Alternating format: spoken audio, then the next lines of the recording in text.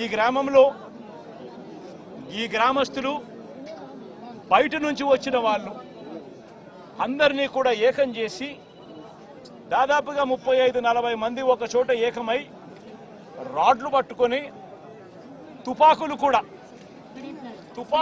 ఉన్నాయి, తుపాకులు కూడా చూపించారు. రాడ్లు పట్టుకొని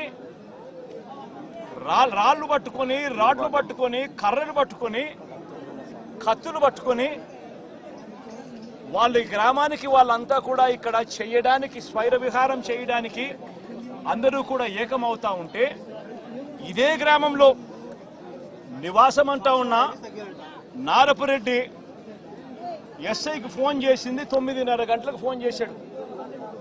9:30కు ఫోన్ చేసి గ్రామంలో వాతావరణం సరిగ్గా లేదు, బయట నుంచి కూడా వ్యక్తులు వచ్చారు, వీళ్ళందరి చేతుల్లో రాడ్లు కనిపిస్తా ఉన్నాయి, కత్తులు కనిపిస్తా ఉన్నాయి, వీళ్ళ చేతుల్లో తుపాకులు కూడా ఉన్నాయి, గ్రామంలో వాతావరణం సరిగ్గా లేదు, దయచేసి గ్రామాన్ని ఏదో జరిగే కార్యక్రమం జరగబోతా ఉన్నట్టుగా అనిపిస్తా ఉంది, దయచేసి పోలీసులు రండి అని చెప్పి నారపురెడ్డి రాత్రి 9:30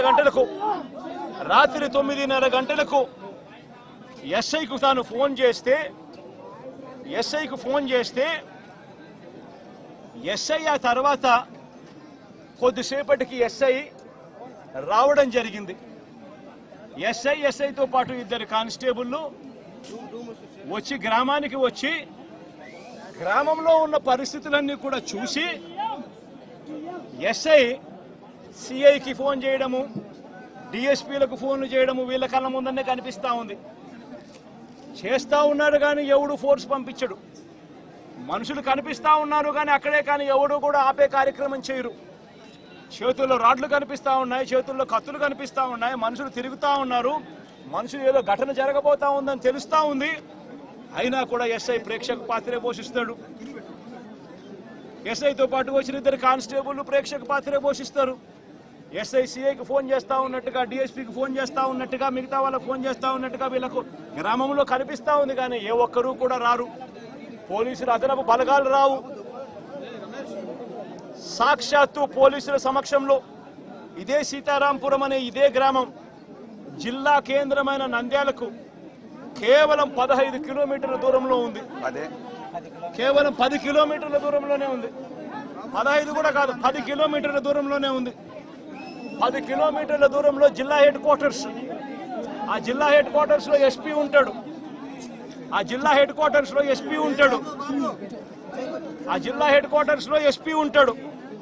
ఇక్కడ నుంచి కేవలం 10 నిమిషాల దూరంలోనే డిఎస్పీ ఆఫీసు, ఇక్కడ నుంచి డిఎస్పీ ఆఫీసు కేవలం 10 నిమిషాల దూరం. ఎస్పీ ఉండేది కేవలం 10 కిలోమీటర్ల దూరంలో ఎస్పీ ఉన్నాడు నంద్యాల హెడ్ క్వార్టర్స్ లో. ఇటువంటి పరిస్థితుల్లో ఈ గ్రామానికి కనుక పోలీసులు కనుక పంపించి ఉండింటే, ప్రొటెక్షన్ పంపించి ఉండింటే ఈ గ్రామంలో ఘటన జరిగి ఉండేది కాదు. సాక్షాత్తు ఎస్ఐ చూస్తా ఉన్నాడు, సాక్షాత్తు కానిస్టేబుల్ చూస్తా ఉన్నారు. వీళ్ళందరూ చూస్తా ఉండగానే అదనపు బలగాలు ఏ ఒక్కరూ కూడా ఇక్కడికి రాకుండా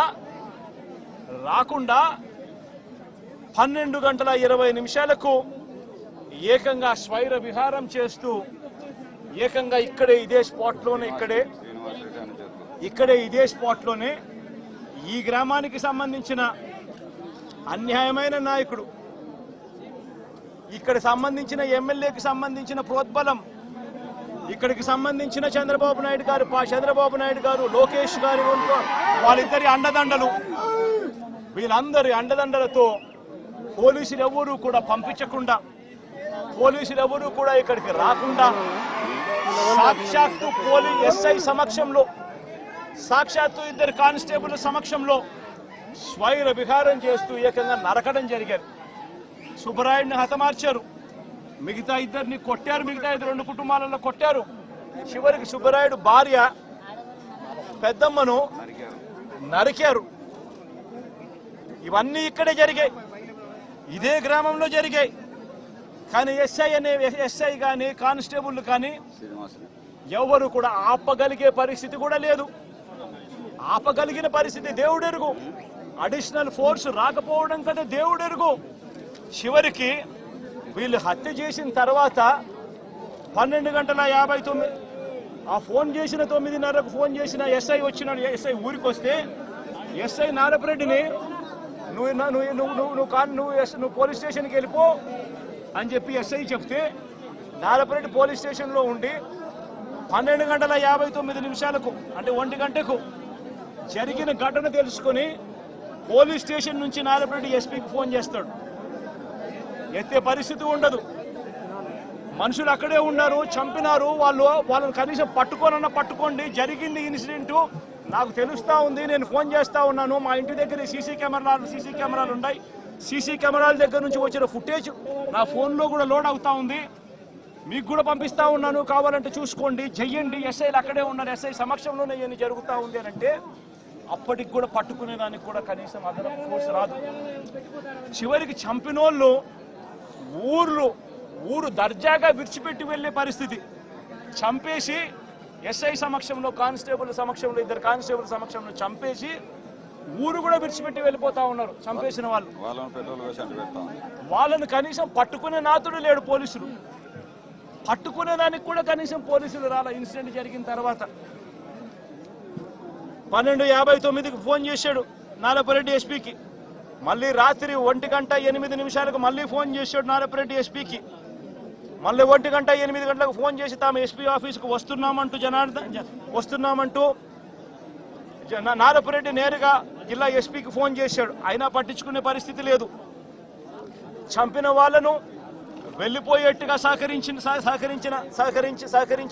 సహకరించిన పోలీసులు ఆ తర్వాత మళ్ళీ 3:18 మళ్ళీ ఎస్పీకి మళ్ళీ నారపరెడ్డి ఫోన్ చేశాడు. హంతకుల ముఠాలో ఒక వ్యక్తిని అతి కష్టం మీద మేము పట్టుకోగలిగినాము. ఆ పట్టుకున్న వ్యక్తిని మీ దగ్గరికి తీసుకొని వస్తాము, మీకు సరెండర్ చేస్తున్నాము, ఆ మనిషిని తీసుకోండి, మీరు అరెస్ట్ చేసి మిగతా వాళ్ళని కూడా పట్టుకునే కార్యక్రమం చేయండి అని 3:18 ఆయన ఫోన్ చేస్తాడు. మీ దగ్గరకు ఆఫీస్కి వచ్చినాము, ఆఫీస్ బయటనే మేము ఉన్నాము, దయచేసి మీరు రండి అని చెప్పి ఎస్పీకి చెప్తాడు. చివరికి ఎస్పీ రాత్రి 3:20 నారపరెడ్డికి ఫోన్ చేసి మీరు పట్టుకున్న రమణ అనే వ్యక్తిని నంద్యాల 3 టౌన్ పోలీస్ స్టేషన్లో అప్పగించాలని చెప్తాడు ఎస్పీ. తర్వాత కొందరు పోలీసులు వచ్చి రమణను ఎస్పీ ఆఫీసులోకి తీసుకుపోయారు. ఇంత దారుణంగా జరుగుతూ ఉంది. అంటే నేను అడుగుతా ఉన్నట్టు కొన్ని సూట్ ప్రశ్నలు నేను అడుగుతా ఉన్నా. నేను ఒకటే అడుగుతా ఉన్నా, ఈ గ్రామంలో ఈ ఘటన జరుగుతూ ఉంది అని చెప్పి మీకు ఫోన్లు వచ్చినాయి. ఫోన్లు వచ్చిన తర్వాత ఎస్ఐ వచ్చినాడు, కానిస్టేబుల్ సమక్షంలో జరుగుతూ ఉన్న విషయాలు చూశాడు. చూసిన తర్వాత కూడా ఎందుకు అడిషనల్ ఫోర్సు ఈ గ్రామానికి రాలేదు? నా మొట్టమొదటి ప్రశ్న, ఎందుకు రాలేదు? తర్వాత ఎస్ఐ సమక్షంలోనే ఏకంగా మారణకాండ చేస్తూ మనుషులను చంపేసే స్థాయిలోకి చంపేసిన తర్వాత కత్తులతో ఇలా నరికి ఇంకా పలువురిని గాయపరిచిన తర్వాత కూడా ఎందుకు వాళ్ళందరూ కూడా ఈ కార్యక్రమం చేసి మళ్ళీ గ్రామం వెళ్ళిపోయేదాకా వాళ్ళని ఎవరు ఎందుకు పట్టుకునే కార్యక్రమం చేసేదానికోసం కూడా ఎందుకు పోలీసులు రాలేదు? నేను అడుగుతా ఉన్నా ఈ ప్రశ్నలన్నిటికీ. ఎవరు ప్రోద్బలం ఉంది? ఎవరు ఈ పోలీసులను ఆడిస్తా ఉన్నారు? ఏకంగా ఎస్పీ, ఏకంగా సిఐ, ఏకంగా డిఎస్పీలు ఏ ఒక్కరూ కూడా అడిషనల్ ఫోర్సును పంపించుకోకుండా పగడ్బందీ ప్లాన్ ప్రకారం మనుషులను చంపేసిన వాళ్ళు ఊర్లు కూడా విడిచిపెట్టి వెళ్ళిపోయే పరిస్థితి క్రియేట్ చేసి అప్పటికి కూడా ఫోర్స్ రాకోకుండా కూడా వీళ్ళు ఆపగలిగినారు అని అంటే ఏ స్థాయిలో కుట్ర జరుగుతూ ఉంది అన్నది, ఏ స్థాయిలో రాజకీయ నాయకులు, పోలీసులు, ఏ స్థాయిలో వీళ్ళందరూ కూడా కూడబలుక్కొని భయానక వాతావరణం క్రియేట్ చేస్తా ఉన్నారు అని చెప్పడానికి ఇదొక నిదర్శనం కాదా అని అడుగుతా ఉన్నా. నిజంగా లా అండ్ ఆర్డర్ ఉందా అని అడుగుతా ఉన్నా. ఈ రాష్ట్రంలో ఈ ఒక ఘటనే కాదు, ఈ రాష్ట్రంలో జరుగుతా ఉన్న ప్రతి ఘటన ఇదే మాదిరిగా ఉంది. ఎప్పుడు కనపడని జగన్మోహన్ రెడ్డి గారు ఈరోజు సీతారాంపురంలో ఒక హత్య జరిగిందని చెప్పి ఇక్కడికి వచ్చి శవ రాజకీయాలు చేయడం అనేది నిజంగంటే చాలా బాధాకరమైన విషయం. అంటే ఇంకా శవ రాజకీయాలు చేయడము ఇంకా జగన్మోహన్ రెడ్డి గారు మానుకోలేదు. ఎందుకంటే ఈరోజు ఈయన సీతారాంపురంలో హత్య జరిగింది కరెక్టే, కానీ అది పార్టీలకు సంబంధించింది కాదు, 2 వర్గాలకు సంబంధించినవి. ఆ వర్గాలు కూడా ఒకరొక పార్టీలో ఉంటే మరొకరు ఇంకొక పార్టీలో ఉంటారు. అది గతం నుంచి కూడా ఎప్పుడు కూడా జరుగుతూ వస్తుంది. ఈ హత్య రాజకీయం ఏదైతే జరిగిందో అది పార్టీలకి ఏదో తెలుగుదేశం పార్టీ దాన్ని ఏదో తెలుగుదేశం పార్టీ నాయకులందరూ కూర్చొని ప్లాన్ చేసుకొని మర్డర్ చేసినట్టుగా ఈరోజు ఆ విధంగా మాట్లాడడం అనేది కూడా కరెక్ట్ కాదు.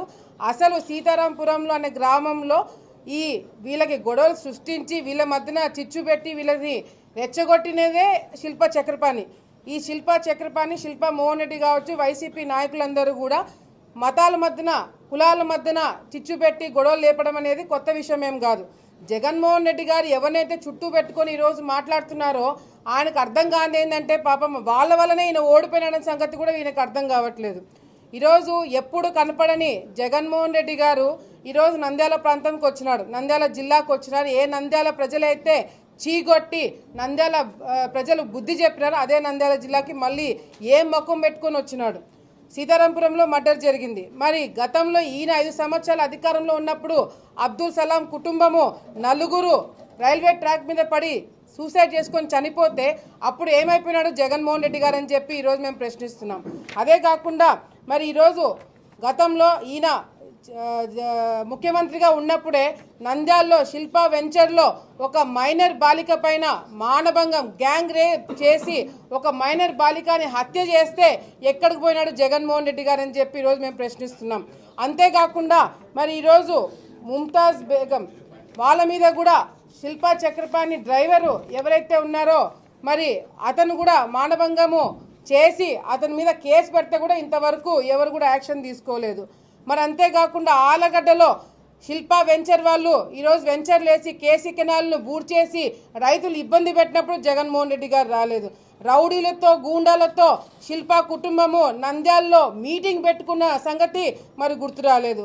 అంతేకాకుండా మరి కానిస్టేబుల్ మర్డర్ జరిగినప్పుడు ఎవరైతే మర్డర్ చేశారో ఆ మర్డర్ చేసిన వ్యక్తిని శిల్పా రవి కండవా వేసుకొని కండవా వేపించి మరి నా పార్టీలోకి స్వాగతం పలికిన సంగతి జగన్మోహన్ రెడ్డి గారికి గుర్తులేదు. మరి ఇవన్నీ కూడా పక్కన పెట్టి కేవలము ఈ హత్యని సొడ్డు పెట్టుకొని ఈరోజు వచ్చి చంద్రబాబు నాయుడు గారి మీద కేసు పెట్టాలంట, బుడ్డ రాజశేఖర రెడ్డి గారి మీద కేసు పెట్టాలంట, లోకేష్ అన్న గారి మీద కేసు పెట్టాలంట. ఏమని కేసు పెడతారు?